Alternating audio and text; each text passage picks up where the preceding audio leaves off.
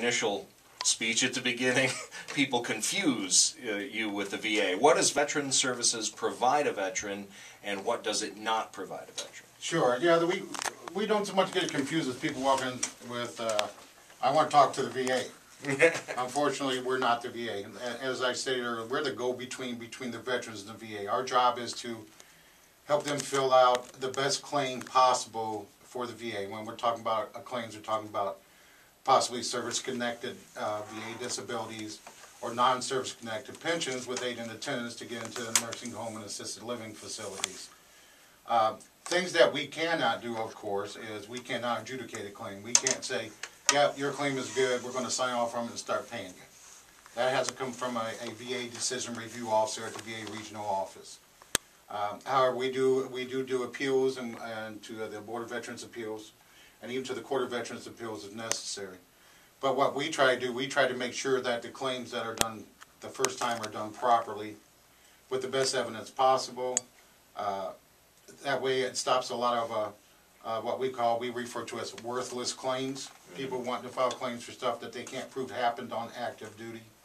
So our job is to sort through all the paperwork and do the best claim possible.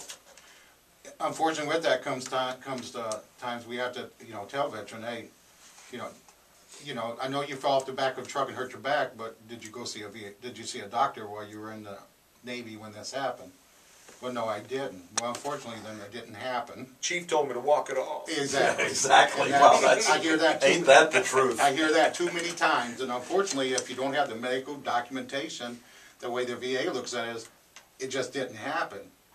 Now, you do have some things like what they call a buddy statement, where if you can remember the guys that there what's happened, you have their address and phone number, and they can write a letter for you saying, yeah, I was there when Joe Smuck fell off the back of the truck and he hurt his back and he laid on a cot for 3 days and couldn't move. Then we have a little chance of possibly filing that claim. But for most people who we don't, we're talking Vietnam era in 1975. I mean, those people kept track of the guys they were in Vietnam with in 1963, 65. They haven't.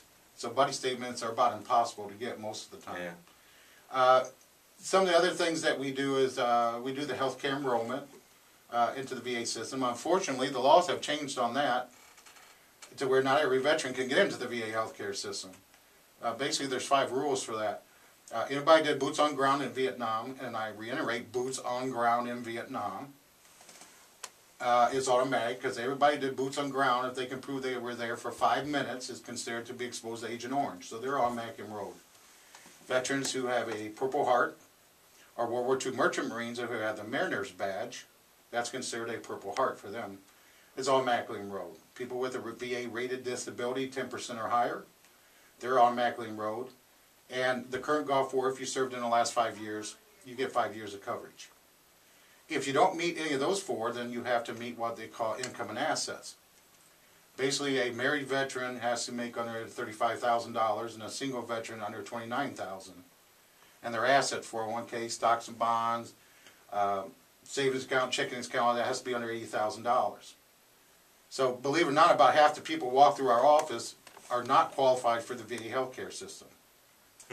Okay, which really becomes an issue because, and the statements they make, I agree with them. I served just like this guy did. Why? Because I've been frugal and I saved $120,000. Now I can't get in. We want you to drain that one and $120 first. That's what they want you to do, get under $80,000. Yeah. Take a vacation.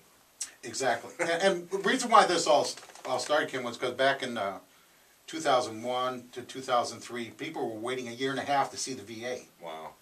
So they came up and said, look, we got to do better. We got to make categories. We got to do better to get where a veteran doesn't have to wait 1.5 years. So tough choices were made. And unfortunately, it cut a lot of people out. Yeah. But the people who are in the system now, what they did is they took, our most needy veterans and put them in the system without forgetting our wartime veterans, our Purple Heart veterans, our Vietnam veterans. So is it the best system? Probably not. But it's the best system we have right now for those that are in, so they don't have to wait 1.5 years to go see a doctor because they need their annual physical. Sure, sure. Let's take a phone call here, 941-206.